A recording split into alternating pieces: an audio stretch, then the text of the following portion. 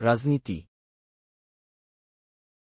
যখন মানুষ দেখে যে তার বাচ্চাকে গুলি করে মেরেছে যেই মহিলা, তার ফাঁসি হয়েছে, শেখ রেহানা সাগররুনি হত্যায় জড়িত ছিল, তার ফাঁসি হয়েছে, তখন মানুষের শান্তি হবে, তার আগে না। এই যে এতগুলি বাচ্চাকে গুলি করে মারলো, এতগুলি বাচ্চাকে পঙ্গু করলো, ওদের বিরুদ্ধে কেস করে ওদের বাংলাদেশে এনে ওদের বিচার করা দরকার। আমি মনে করি যে এই বাচ্চাদের বাবা মারা, তাদের কোনো শান্তি হবে না যতদিন শেখ হাসিনা ওয়াজেদ ফাঁসির মঞ্চে না ঝুলে, কোনো শান্তি হবে না অনেক মানুষের। এবং এটা করার জন্যে এই সরকার কি খুব শক্তিশালী পদক্ষেপ নিয়েছে? আমি সেটা দেখিনি। এবং এটা মানে একেবারে এটা একটা সিরিয়াস জিনিস।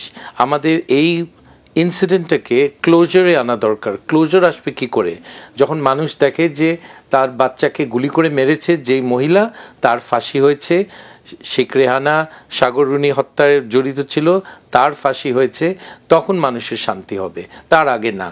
তো এই ব্যাপারে এই সরকার কথাবার্তাও আমি ঠিক পছন্দ করছি না।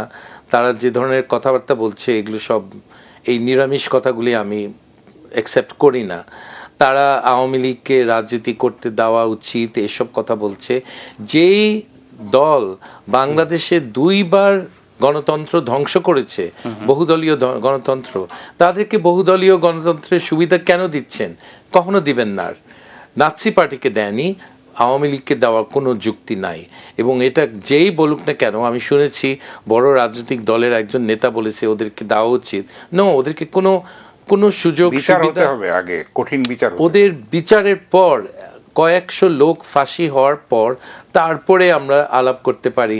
ওদের একটা নতুন আওয়ামী লীগ যদি করতে চায়, কারা কারা ওটাতে থাকতে পারে, ক্লিন ইমেজের কিছু লোক যদি থাকে, বেঁচে থাকে, তাদেরকে নিয়ে একটা দল করতে চাইলে করতে পারে।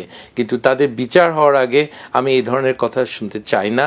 আমার মনে হয় বাংলাদেশের জনগণও শুনতে চায় না। যেটা শোনা যাচ্ছে এই মুহূর্তে সেটা হচ্ছে যে আওয়ামী লীগ নিষিদ্ধ নয়, দলের রেজিস্ট্রেশন বাতিল হতে পারে। আপনি কি শুনেছেন বা আপনার এরকম শুনতে পাচ্ছে? একটা আবছা আবছা শোনা যাচ্ছে। নানান ধরনের এখন ভারতের একটা চাপ আছে। আপনি জানেন যে একটা ইনক্লুসিভ ইলেকশন বলতে তারা আওয়ামী লীগকে মিন করছে, সেভাবে কিন্তু বলছে না। ভারতীয় সেনাপ্রধানও বলেছে যে একটা নির্বাচিত সরকার এলে তখন সমস্যাগুলি দূর হয়ে যাবে, পরিষ্কার বার্তা তারা দিয়েছে। তো এগুলির থেকে বোঝা যায় যে আওয়ামী লীগকে পুনর্বাসনের জন্য তারা একটা ডিল চাচ্ছে আর কি, কোনো না কোনোভাবে। সেটা বিএনপির সঙ্গে জামায়াতের সঙ্গে হয়তো তাদের কথাবার্তা হচ্ছে, আমি অনুমান করি আর কি। ভারতীয় সেনাবাহিনী চাক, ভারতীয় সেনাবাহিনীর প্রধানের বাপও চাক, বাংলাদেশের যে কোনো বাজারে একজন আওয়ামী লীগ হিসাবে যদি চিহ্নিত হয়ে দাঁড়িয়ে বক্তৃতা দেয়, পচা টমেটো, তাকে পচা ডিম, সে তাকে খেতেই হবে, কোনো উপায় নাই। সো এটা ভারতীয়রা কি চায় এটা গুরুত্বপূর্ণ না, বাংলাদেশের জনগণ চায় না তাদেরকে। এটা যেটা নির্ধারণ করবে সেটাই হবে। কারণ এই রক্তের সঙ্গে আমরা বেইমানি করতে পারি না কোনোভাবে, শহীদের রক্তের সঙ্গে আমরা করতে পারি না, কিন্তু করা হচ্ছে তো হচ্ছে। কিন্তু আমাদের সেটা সচেতন করে তুলতে হবে সবাইকে, মানুষকে সেই বারবার মনে করিয়ে দিতে। আমরা তো বিস্মৃতি পরায়ণ জাতি, তো আমরা ভুলে যাই এবং আমরা অনেক উদার, অনেক ক্ষমাশীল, কিন্তু সেটা ঠিক হবে না। না হলে আবার ফেসিবাদ আবার বীজ হয়ে যাবে, সেটা আবার নতুন করে নতুনভাবে আরো ভয়ঙ্কর হিসেবে আসবে। আওয়ামী লীগকে যখন নিশ্চিহ্ন করা হয়েছিল তখন আওয়ামী লীগ 21 বছর ক্ষমতার বাইরে ছিল, আবার এসছে দানবের মতো, তখন সেটা ফ্র্যাঙ্কেনস্টাইন হয়ে দাঁড়িয়েছে, তাই না? সেটাকে তো আমরা গিয়ে এত প্রাণ, এত ক্ষয়, এত সম্পদ ক্ষয়, এত অশ্রুজল, এত রক্তধারা, সেগুলি কিন্তু আমরা বারবার তো উই কান্ট অ্যাফোর্ড দ্যাট, তাই না? আমাদের তো একটা শিক্ষা নিতে হবে, এক জায়গায় শেষ করতে হবে। আমাদের একটা প্রগতিশীল, একটা সমৃদ্ধ, একটা গণতান্ত্রিক দেশ হিসেবে আমাদেরকে মাথা তুলে দাঁড়াতে হবে। আমাদের সেই সম্ভাবনা আছে, মেধা আছে, শক্তি আছে, সবকিছু আছে। আমাদের দেশে মানুষ আগের ঘটনা ভুলে যায়। আপনাকে একটা উদাহরণ দিই। এই প্যালেস্টিন নিয়ে একটা 12 তারিখে মিছিল হয়েছে, সেখানে আলিম উলেমারা ছিল, অনেক দল ছিল। সামনের সারিতে দেখি যেই লোকটা মোসাদের এজেন্ট হিসাবে প্যালেস্টিনিয়ান রাষ্ট্রদূত তাকে চিহ্নিত করেছে, এটা আমার বলা না, প্যালেস্টিনিয়ান রাষ্ট্রদূত প্রেস কনফারেন্স করে বলেছে নুরুল হক নূর হলো মোসাদের এজেন্ট, তার এই বাংলাদেশে রাজনীতি করার কোনো অধিকার নাই। তাকে নিয়ে প্যালেস্টিনিয়ানের পক্ষে একটা মিছিল করার কোনো মানে আছে? লোকে ভুলে যায়, যারা ছিল মিছিলে বুদ্ধিমান শিক্ষিত লোক, কিন্তু তারা ভুলে গেছে যে এটা তো মোসাদের এজেন্ট, তাকে আমরা সঙ্গে প্রথম সারিতে রেখেছি কেন? কারো জিজ্ঞেস করার মতো ক্ষমতা ছিল না। সবাই ভুলে যায় বাংলাদেশে, আপনি ঠিকই বলেছেন, বাংলাদেশে আমরা ভুলে যাই কি ঘটেছে, কেন ঘটেছে, এই জিনিসগুলি আমরা ভুলে যাই।